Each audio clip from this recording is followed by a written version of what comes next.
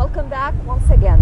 Well, as usual, we have a lot of things to talk about. As we said in the beginning, talking about the World Cup 2010, even though after the World Cup still there are some certain issues still people are talking about.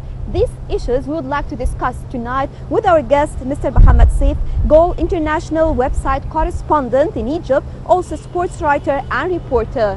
Good evening, sir. Thank you very much. It's great to be here. Thank you for coming, Mohamed. Thank you very much. It's great to be here. And a couple of days ago, FIFA released their world rankings, and Egypt had its highest ranking. We ranked number 9, and that's the highest for any African or Arab country. It is, which is a great thing. But hopefully we'll build on that, because basically, unfortunately, we didn't get into the World Cup in 2010, unfortunately. So this is a great start where we can get that momentum and just head on to Rio 2014 in Brazil. So we'll build on that as a whole country, as a whole nation, and get behind the team and get behind Egypt as a whole team, and hopefully we'll be there in 2014. So. But you thought it's a bit strange for a team which did not qualify to the World Cup and ranking number 9? Well, it's not that strange, because basically what happened is that you've got the likes of France and Italy who lost in the World Cup, and that actually had a great effect in teams getting into higher rankings and teams getting into lower rankings. And that's how Egypt got in a better place. Even though they didn't play any international games during the World Cup, but at the same time, lots of international teams, they lost a lot of points in that period, and that's how Egypt got into that 9th place. So hopefully we'll build on that again, and we'll move on to better places from then. The Ghana also ranking, the 23rd? announced that they also, missed Egypt in the World Cup. Definitely, we were definitely missed there, because basically every. When people were talking about African teams, they were talking, everyone when they asked where was Egypt in the World Cup, the African champion, 3 times African champions and everything, they were really surprised that they were not there, which is a shame, to be honest, but again, hopefully we'll build on that. But yeah, definitely Egypt, they deserve to be there. Unfortunately we weren't there, but we'll be there next time. Hopefully in Brazil 2014, hopefully. But Ghana ranking 23rd, that's a bit weird. Yeah, because basically what Ghana did, they were in the African Cup of Nations, but at the same time Egypt won that African Cup of Nations as well. So what we're going to be seeing next month is, in the rankings in the coming months, we're going to see Ghana moving on those rankings, and we'll probably get into the top 20, and who knows, they might even bypass us unless we start winning games as well. Yeah. So that's going to be a thing to see what's going to happen back in the coming months. Except for Ghana, let's talk about the African teams. How do you see the performance of the African teams? Yeah, well, it's a thing that's been discussed a lot.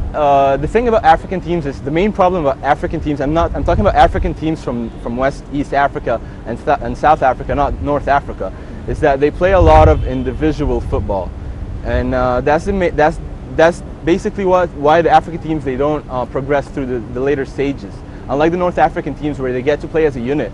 But you've got, for example, the likes of the Ivory Coast and Cameroon and stuff like that.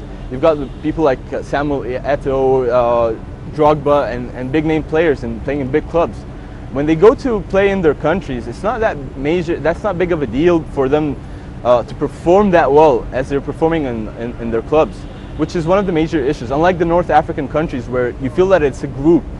And that can be seen in Ghana, because Ghana, they don't have that major star player in the ranks. So when they played as a team, as a total group of players, they eventually were the better African side in this whole World Cup, unfortunately, again, because basically we want Africa to shine through. So. And it wasn't the tournament of stars at the end of the day? Well, not really. Well, there were some new stars and there were some old stars, because basically what happened is a lot of people gave stick to the likes of Cristiano Ronaldo, Lionel Messi and stuff like that. But for example, Lionel Messi, for me, he was one of the stars of the tournament. He didn't score that many goals, or even he didn't score at all in that, for that fact. Did not score any, he didn't score any goals. In the world didn't score any Yeah, goals. but on the other hand, he did create a lot of chances. So it's not just about scoring goals, it's about creating the chances as well. Cristiano Ronaldo, he has an attitude problem. He was greatly hyped before that World Cup, but unfortunately he has this sort of attitude problem. Things very high. Yeah, unfortunately. And for example, let's take a look at the England team. The England team was very hyped up. There were a lot of talk about the English side getting into the semi-finals, especially with Fabio Capello coaching the side. And but as we all saw, they didn't perform that well, especially Wayne Rooney, the likes of Wayne Rooney, the midfield, and Steven Gerrard, Frank Lampard. They missed that holding midfielder role with Michael Carrick in there. Then again, that's in my opinion. And they didn't have that creative midfielders who could like create passes, unlike, for example, the Netherlands, the Dutch side, where they had Wesley Sneijder dictating the play and just passing the ball everywhere. Again, and the Spanish side, who we're probably going to talk about later on, with Iniesta and Xavi dictating the midfield. So we can say that the World Cup this year, 2010, just gave us new stars. Well, definitely, there were a lot of new stars there. For example, Argentina's Higuain, he was really good. You've got the likes of, again, Di Maria in Argentina, Luis Suarez in Uruguay. He's a great young player. There was also this Chilean player, a winger who plays in Udinese. His name is Alexis Sanchez as well. A great little player as well. So there are a lot of stars in the tournament. There's this young player in Ghana. Again, there's Andrew Ayew, who was nominated as one of the players of the young players of the tournament, and of course the big guy Thomas Muller from Germany, who just started his career a year ago in Bayern Munich, and then moved on and performed really well in the World Cup, which was really great. So he definitely a lot of new stars in the tournament, and a lot of excellent new talents to look forward to in the coming season, I guess. Yeah. Just as people said, it is, you know, a champion of surprises.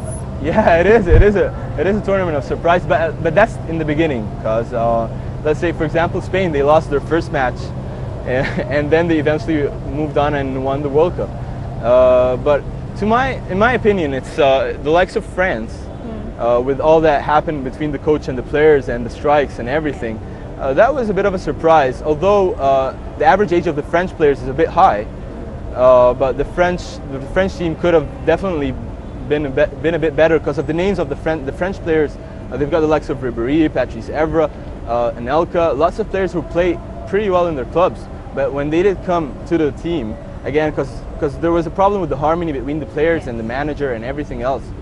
They were blamed because they were old in age. Also, the coach lacked leadership, something like this. Definitely, that's a major issue, especially Raymond Dominic. Well, it was announced that he was not gonna join in with the French team after the World Cup. Yeah, and Thierry Henry as well. Yeah, Thierry Henry, because Thierry Henry didn't play during the World Cup at all.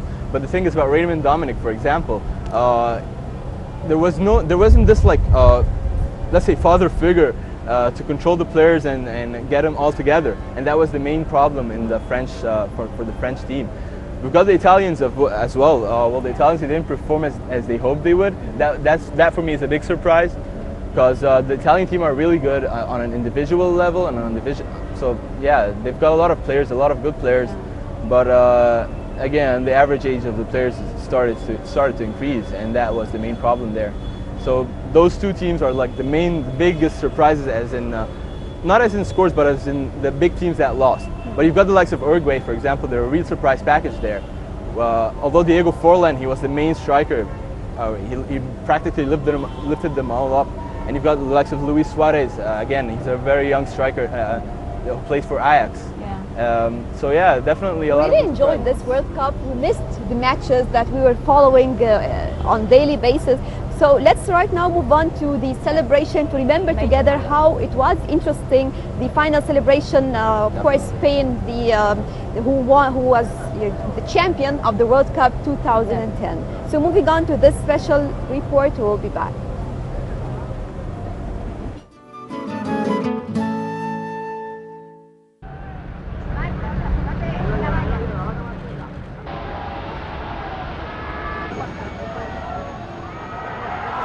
Hundreds of thousands of people, if not more, jammed Madrid's historic avenues as 2010 World Cup winner Spain embarked on an open-air bus ride through the city's historic centre, the epicenter of the celebration party for the third day in a row. The Spanish side returned home to a jubilant nation and a huge fiesta after beating the Netherlands 1-0 after extra time in the World Cup final in Johannesburg on Sunday, thanks to an Andreas Iniesta goal. It capped off an astonishing 2 years for the side after they were crowned Euro champions in 2008, and before this World Cup the team had never even made it to the semi-finals of the tournament.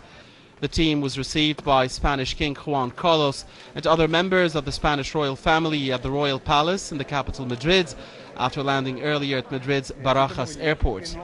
King Juan Carlos and members of his family greeted the coach and players in turn. Team coach Vicente Del Bosque and other officials. Crowds overflowed into the streets and surrounded the team bus during the parade, with fans virtually all sporting the red and yellow national colours lining the 5-kilometre route as the bus crawled through the crowds, with the players waving and raising the Gold World Cup trophy into the air and chanting "Viva España." Spanish Air Force fighter jets also flew overhead, spearing out the colours of the national flag to add to the festivities. On the bus, the players waved flags and saluted the screaming fans below. As they turned tonight, the 23-man squad plus coaching and backroom staff made their way onto the stage. Players danced into the night before the man behind the superstars, Bosque, arrived on stage to share his moment with his players and his team captain, Iker Casillas.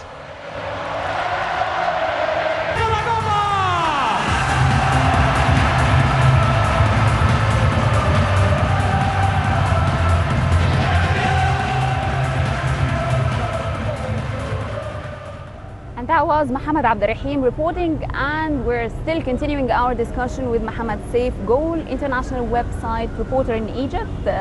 Mohamed, we cannot talk about the World Cup 2010 without discussing Paul. Sorry, the what? Paul, the famous the ever infamous Paul the Octopus, definitely. Now, Paul is a Spanish citizen. He probably is. So why did we see so much predictions in this World Cup, or has it always been the case and we didn't notice? No, actually, it started off as fun. For example, Paul the Octopus. That's really interesting. Well, today they actually they wanted to buy Paul the Octopus into Spain. That's really fresh news there. But Paul the Octopus started off in the European Championships, where he predicted like most of the scores there, with almost 100% full-on prediction for the scores. And then it progressed onto the World Cup, where even he predicted the German loss to Serbia. So he has a history. He didn't just start in the World Cup. No, it was before. Actually, it was in the Euros, in the European Championships of 2008, and it started back then, and then it moved on to the World Cup. So it's really interesting, and probably the Dutch are like promotion. Yeah, definitely. Well, probably the Dutch are really they probably want to like cut him off and eat him and everything. So yeah, definitely. But probably the Spanish people just truly love Paul the Octopus. And he did add a little bit of flavor to the World Cup, again, with the vuvuzelas. So yeah. It was the vuvuzelas and Paul the Octopus all there. So they even had that parrot as well. There was this parrot who was also predicting, talking about predictions, Manny the parrot. Not as good as Paul. Not as good as Paul, but yeah, but that was another thing, yeah. You know, a lot of doubts were there regarding, you know, some problems that might happen, the percentage of crime in South Africa, but we didn't feel anything. Everything was just smooth. Definitely. Well, it all stands because of the preparation of South Africa. It's how they prepared for the World Cup. Well, not only do people know that South Africa were chosen because of their great transportation, their tourism, their telecom infrastructure, their infrastructure. They built a lot of new stadiums and everything. So South Africa were the face of Africa for 30 days. So when you've got a country that's the face of a whole continent for over 30 days, even though there might be a lot of crime, the crime rate might be high and everything else, and there are a lot of crimes and everything, but for 30 days people get together, the poor, the rich, everyone, they get together and they want to show the good face of Africa, and that's what happened. That's why we didn't get any problems security-wise and everything else. Nothing brings people together like sports. Definitely, nothing brings people together like football, like soccer. Yeah. So. Certainly. So, Mr. Mohamed Seif, thank you very much for joining us tonight. Thank you very much. It was great being here.